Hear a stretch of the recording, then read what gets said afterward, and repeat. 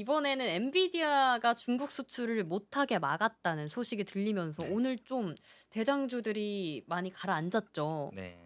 어떤 그렇습니다. 그쵸.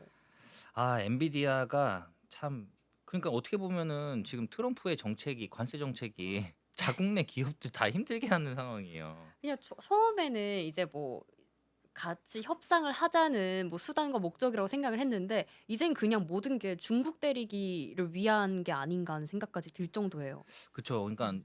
원래 트럼프는 1기 때 네. 중국하고만 싸웠어요. 그쵸. 네. 중국하고만 싸웠는데 지금은 뭐 전 세계로 하다가 음. 또 유예했다가 또 품목 관세만 또 때렸다가 뭐 결국에는 다 취소하고 중국하고 지금 요런 그쵸. 상황이거든요.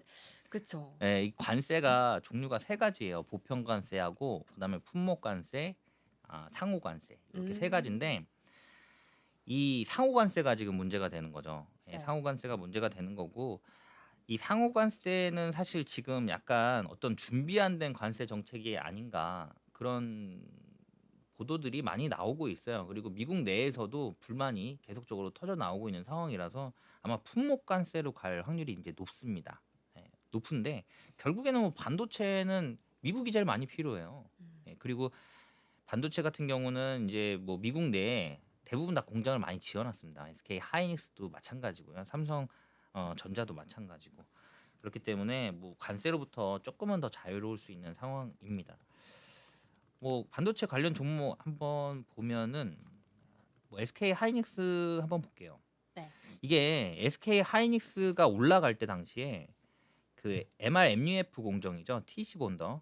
이거를 독점 공급, 글로벌 독점 공급하는 기업이 있었어요. 그게 한미반도체거든요. 아 네. 그래서 SK 하이닉스하고 주가가 연동되면서 거의 비슷하게 흐름이 이어졌었습니다. 근데 음. 지금 달라졌어요. 그쵸.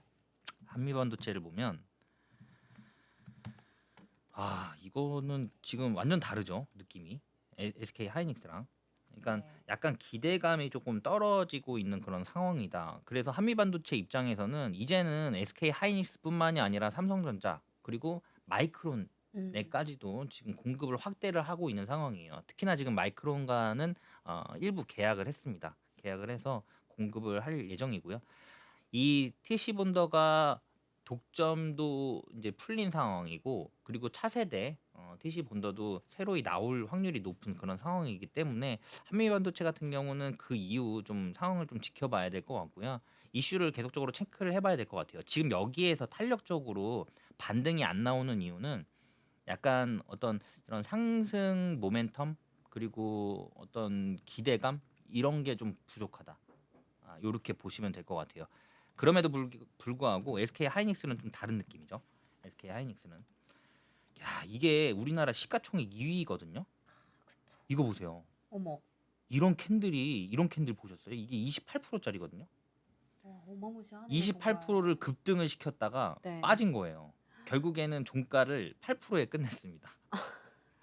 이런 캔들이 원래 그전에는 없었어요. 맞아요. 전문가님이 방송에서도 이제는 흐름이 바뀌었다고 하는데 이런 대장주까지 이런 캔들이 시가총액 보인다니. 2위인데. 그러니까요. 예. 삼성전자도 이렇게 한번 나왔으면 좋긴 하겠네요. 근데.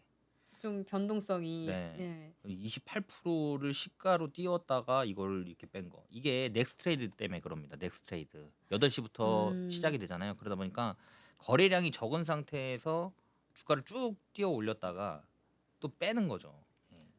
그래서 약간 지금 넥스트레이드가 대형주 입장에서는 글쎄요. 뭐 이게 긍정적인지 아닌지는 조금 더 봐야겠지만 음. 뭐 제 입장에서는 주식을 더 오래 보고 있어야 돼서 조금 더 일찍 일어나고 예. 늦게 주무시고. 예. 눈이 아픕니다. 눈이 아파. 맞아요. 맨날 이 숫자만 보고 있으면은 눈이 아픕니다. 근데 아까 한미 반도체하고는 다르게 변동성을 만들고 있죠. 네. 사실 이렇게 변동성을 만드는 것 자체가 좋은 거예요. 음. 예. 좀 종목 자체가 탄력적으로 움직일 수 있는 힘이 있는 거죠. 그쵸. 음. 저점 매수세가 확실히 들어올 땐 들어온다라고 보시면 될 것 그쵸. 같아요. 관심을 받고 있으니. 예. 근데 관심을 못 받고 네. 주가의 탄력성이 떨어지면 주가가 이렇게 가죠.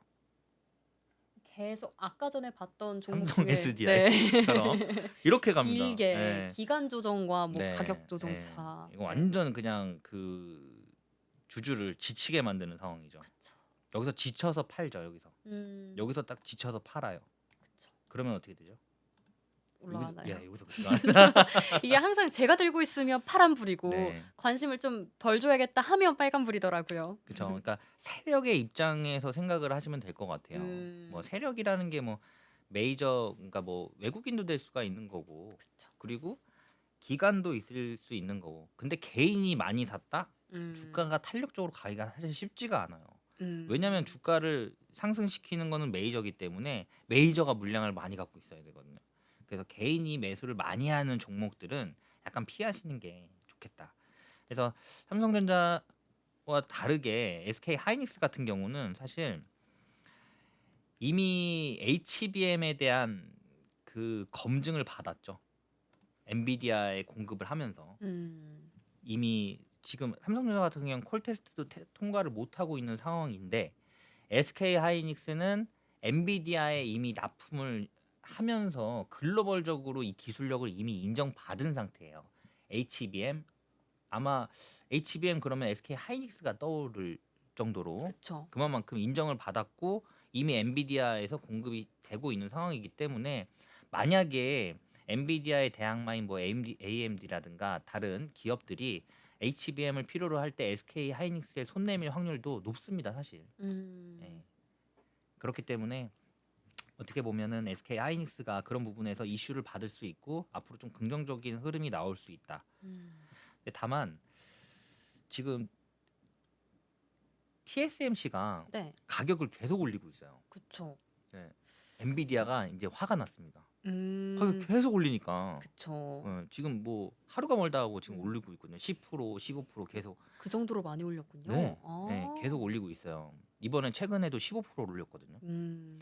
그러면 어떻게 보면 엔비디아의 그 반도체 인공지능 반도체도 가격이 뛸 거예요.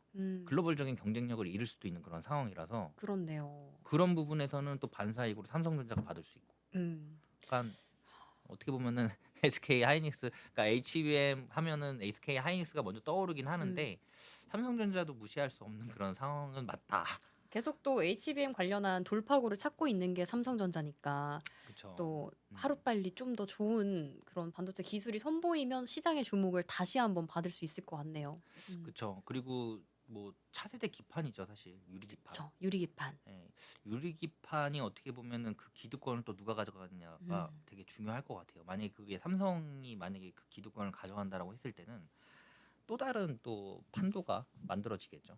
예, 그래서 사실 지금 SK 하이닉스도 긍정적이고 그리고 삼성전자도 긍정적이다. 이렇게 보시면 될 것 같아요. 그리고 우리나라 종목이 저는 지수도 좀 시원하게 상승을 했으면 좋겠고요. 그쵸. 네, 그리고 주가도 막 종목들이 막 탄력적으로 막 이렇게 상승을 했으면 화랑장이 됐으면 좋겠거든요.